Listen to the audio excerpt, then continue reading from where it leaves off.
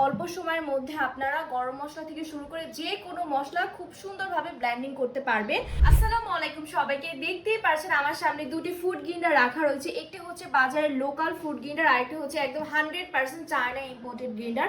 So আমরা কিভাবে বুঝবো কোনটা লোকাল এবং কোনটা 100% অরিজিনাল গ্রাইন্ডার?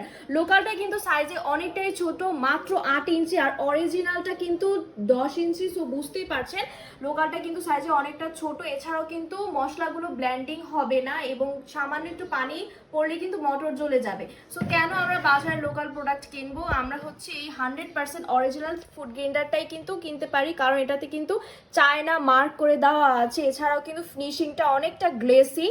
এছাড়াও কিন্তু খুব অল্প সময়ের মধ্যে আপনারা গরম মশলা থেকে শুরু করে যে কোনো মশলা খুব সুন্দরভাবে ব্লেন্ডিং করতে পারবেন। ফিনিশিং কিন্তু প্রায় সেম দেখতে। সো আপনারা এটার সাইজ এবং ফিনিশিং দেখে কিন্তু 100% অরিজিনাল ফুড গ্রাইন্ডারটি বেছে নেবেন।